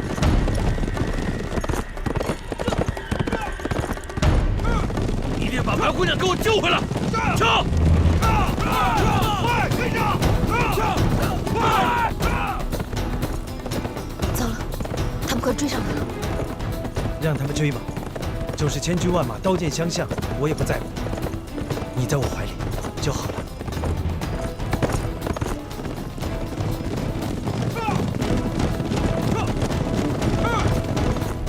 可是他们这样穷追不舍，定是以为你劫持了我。我得去拦住他们。你一个人更容易脱身，放我下去。白娉婷，你总是说一套做一套，当着本王花言巧语，片刻又出尔反尔。是谁说的再也不离开本王？现在又说要我一个人脱身，我已经上了1次当，不会再上第2次。坐好了，站！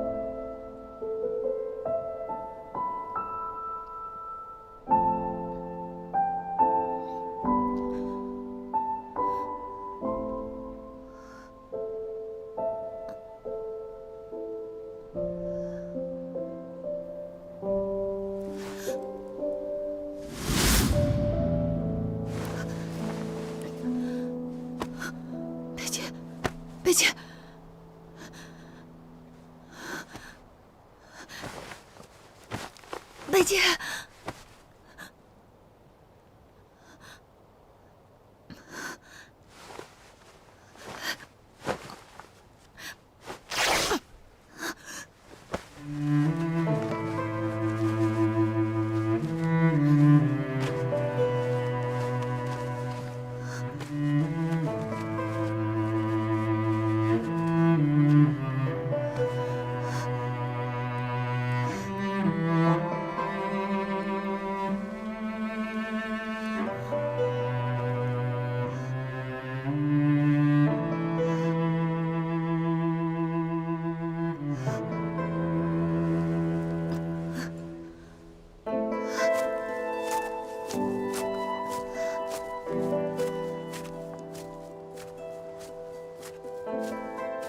白姑娘，白姑娘！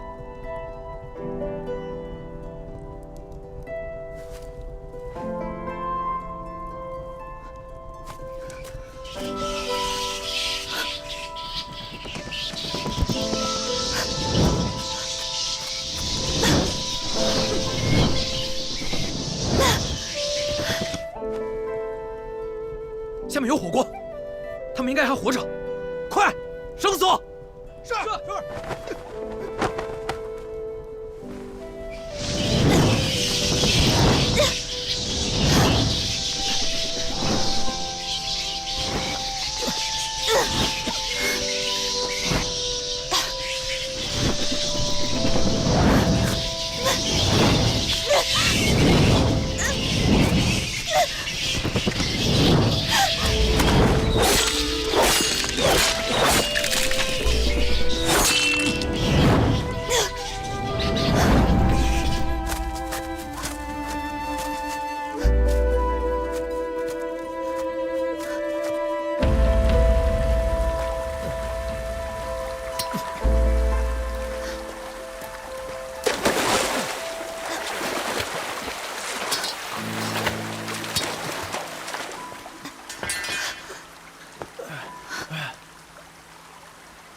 怎么回事？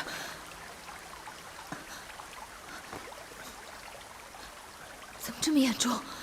要是找不到草药，伤口会发炎的。你赶紧躺下，躺下。别去！这么大的雨，你什么也找不到。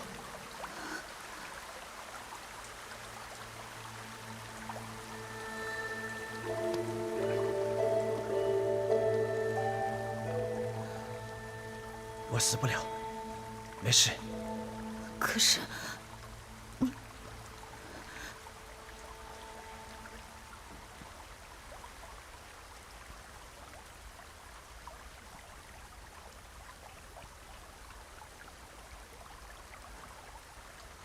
索道，是你派人砍断的？是我命人砍断索道，为了防止你攻上大营。可我没想到你速度这么快，我的人都还没有到，你就已经上了点青峰顶。阴差阳错。原来你为了跟我跟不到，你还是要取我的性命。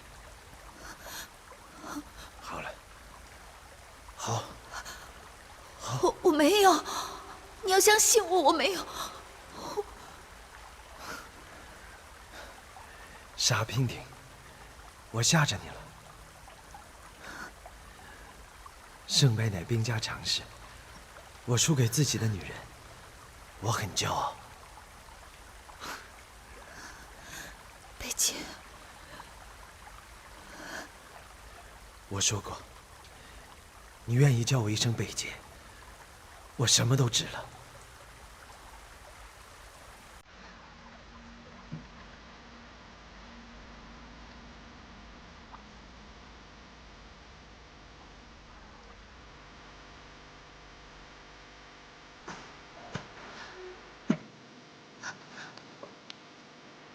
你烧得好厉害，你真的很美。你快躺下吧。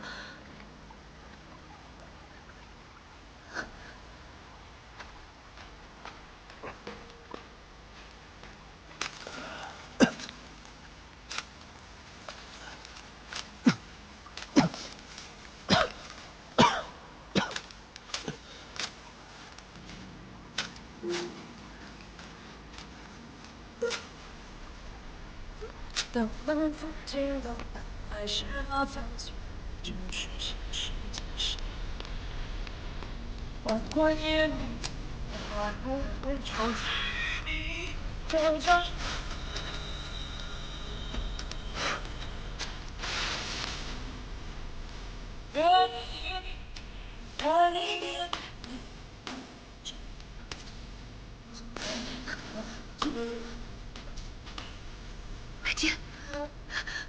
贝姐，贝姐，贝姐，贝姐。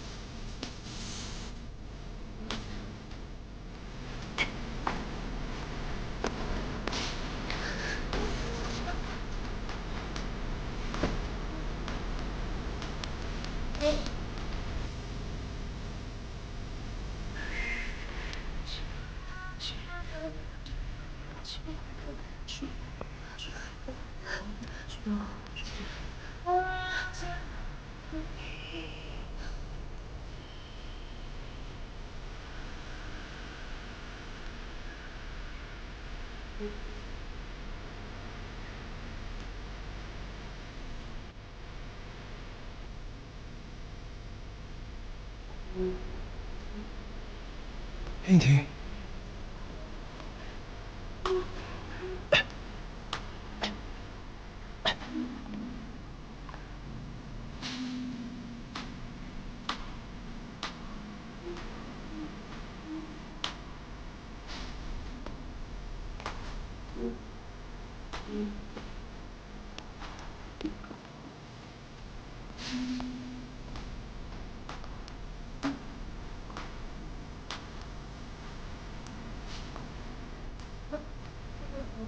还是那就是现实自身。我也没换了天空。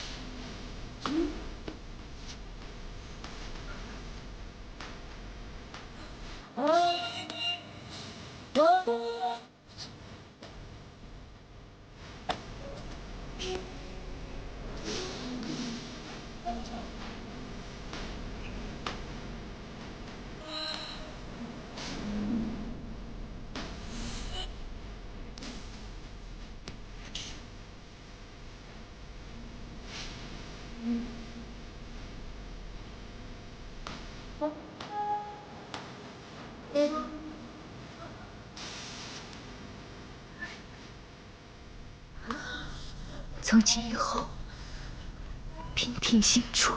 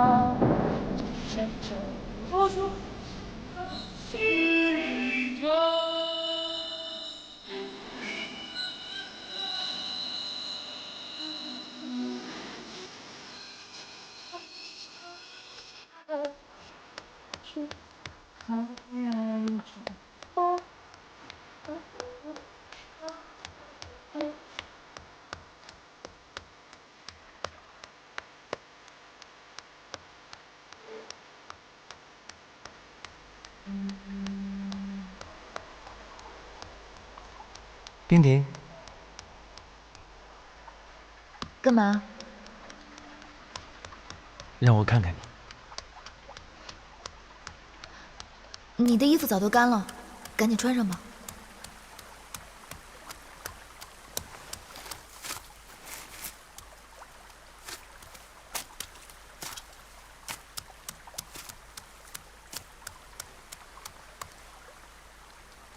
冰婷，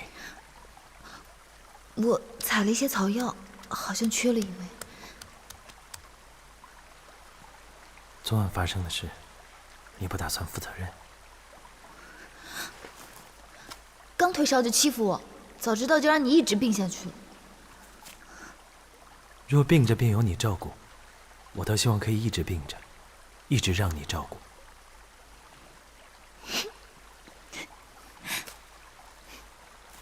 你笑什么？我向你堂堂镇北王，居然甘心情愿当一只病猫。若你一直病着，就用不着我这个江湖郎中了，倒是应该找霍神医给你下一剂猛药。不管什么药，药引子只有一味。我。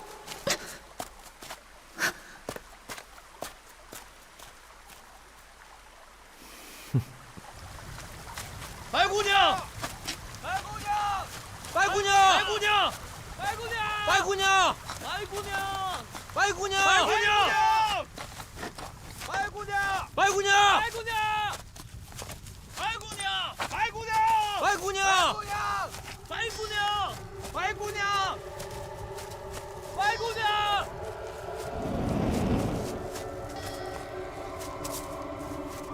上进去！这有很多蝙蝠尸体，还有大火烧过的痕迹，想必就是我们在悬崖上看到的火光。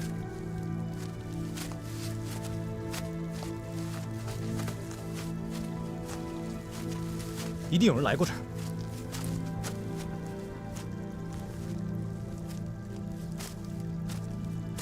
这些枯木堆，也不像是自然形成的，是人为堆起来的。白姑娘本应该坠落在此，但现在人却没了。白姑娘一定还活着，可能在这里遇到了蝙蝠，所以就放火烧死了他们。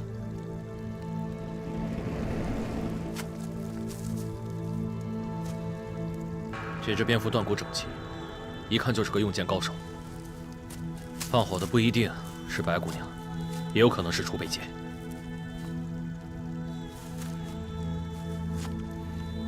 不管怎么说，他们两个人应该都还活着。兄弟们，打起精神，咱们再仔细的搜一下。是。白姑娘，白姑娘，你在哪儿啊？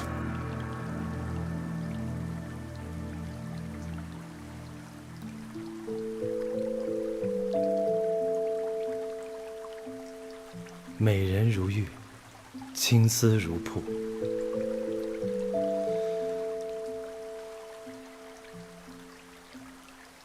以后，每天我都要为你画眉梳头。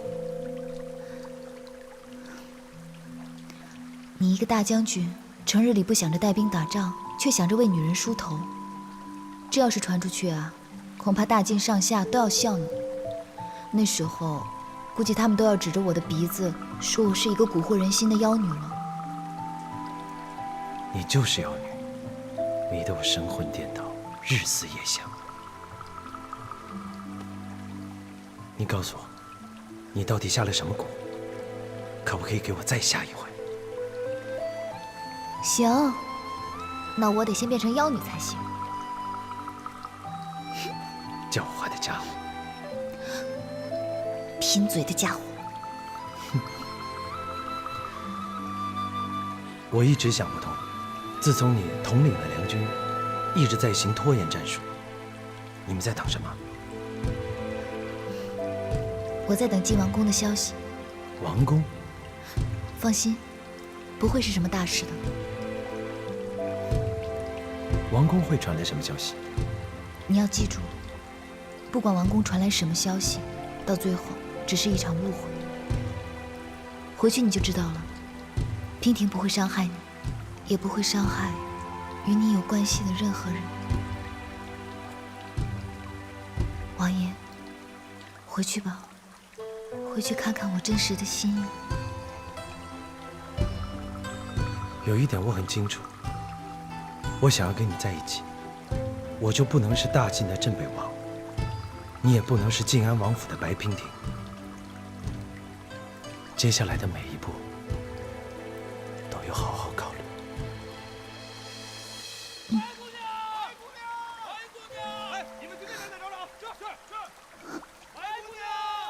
我去看看。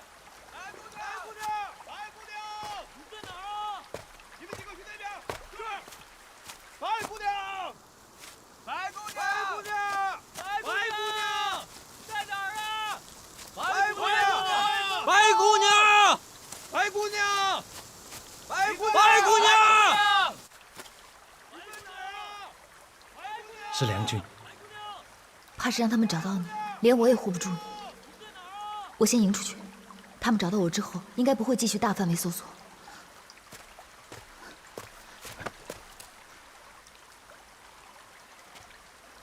我们一起走。你放心，我会尽快摆脱他们，然后去大晋找你。我不能让你再从我身边离开，一刻也不行。泽隐他们是我的朋友，我不想再有任何人流血牺牲了。我很安全，不会出事的。我会马上去找你。是若寒吗？我在这儿。你相信我，我绝不食言。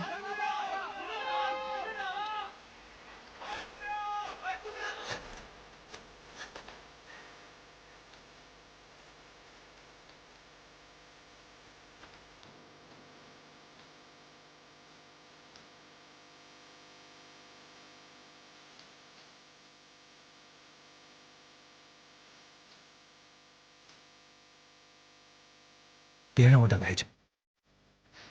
好。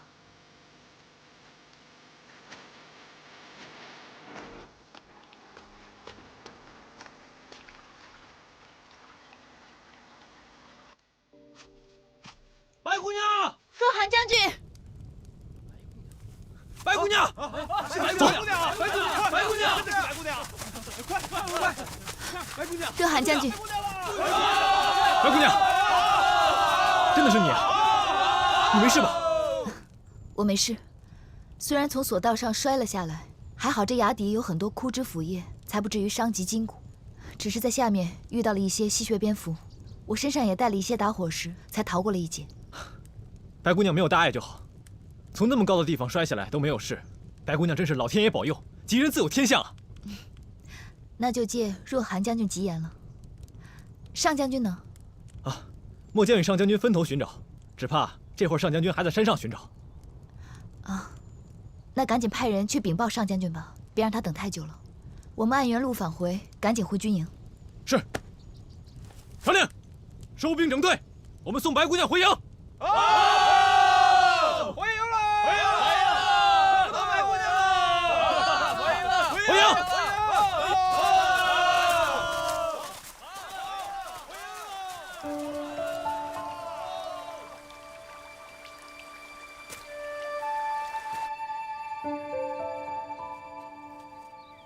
白姑娘，末将已经派快马回营禀报，上将军得知白姑娘平安无事，十分高兴啊，说晚上率领全军为白姑娘庆祝。上将军有心了，不必如此费心。哎，怎么会呢？上将军都说了，这次晋梁大战，若没有白姑娘主持大局，镇守帅营，都不知道会变成什么样子。更何况，姑娘甘愿与敌军主帅同归于尽。同归于尽？啊，呸！你看我这张笨嘴，姑娘这不是好好的吗？末将的意思是，姑娘果敢刚强，能及常人所不能及，就连我们这些男子汉，都自愧不如。为姑娘庆功，那是理所应当。再说军中的将领仰慕您已久，大伙儿高兴还来不及呢。若寒将军过奖了，姑娘当得起如此赞誉。只可惜，到底还是我们让姑娘受了委屈。如果末将的速度能够再快一点，姑娘可能就不必受如此大的惊吓，所幸周全无事。若寒将军言重了，两军交战本来就是动一丝则牵全身，要错也是娉婷的错。若寒将军接令之后没有任何的过错，请将军不要把过错都归到自己身上。白姑娘不必替若寒推辞，若寒哪是那种会把错往自己身上揽的人。既然我认错，那一定是错。您交代末将去切断云崖索道，可末将动作还是没有储备节快。在我们做好准备之前，他就已经过了索道，竟让他直入大营，还掳走了姑娘。还是要多谢各位将士齐心协力。白姑娘，我们的人一直没有找到储备节，他与你一起跌落山崖，你可知他的下落？他是不会死的。山下今年累积的枯叶救了我，也同样会救了他。若寒将军也不必再派人去找了，秦军很快就会撤兵的。白姑娘，这话有几成把握？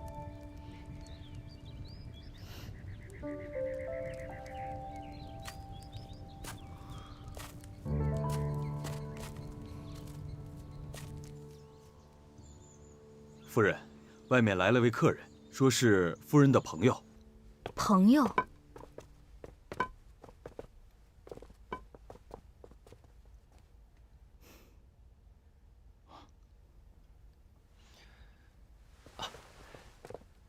杨凤姑娘，我们真是有些年没见过了啊。杨凤参见小王爷。哦，你不必多礼。我现在也不是什么靖安王府的小王爷了。杨凤虽然不是靖安王府的人，但是从小听娉婷说王府的很多事情，心中对王府还是很有感情。前段日子听说王府不幸的遭遇，心里实在不是滋味儿，到底还是让小王爷受苦了。不知杨凤能帮得上什么忙，小王爷尽管吩咐。杨凤姑娘，事情是这样的，听闻娉婷来到大梁，我一想，她肯定是奔你而来了。不知道她现在是不是在这里？我想见见她，有一些事情。娉婷确实来过我这里，但是现在不在。小王爷是否在这里休息几天，等他一下？当然可以。白姑娘，白姑娘，白姑娘，白姑娘，上将军，恭喜白姑娘大获全胜，堪布保住了，姑臧保住了。上将军这是做什么？快快请起。请白姑娘给我一个机会，代表大梁人民向姑娘表示谢意。上将军，快起来！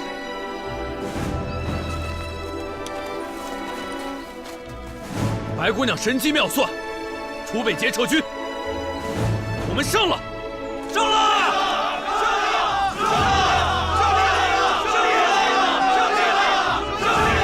白姑娘之前说晋军会撤军，末将还不相信，现在我是彻彻底底服了。以后姑娘说啥是啥，说让我往东，我绝不相信。这件披风跟随末将走南闯北，立下无数战功，请白姑娘收下。你们这是做什么呀？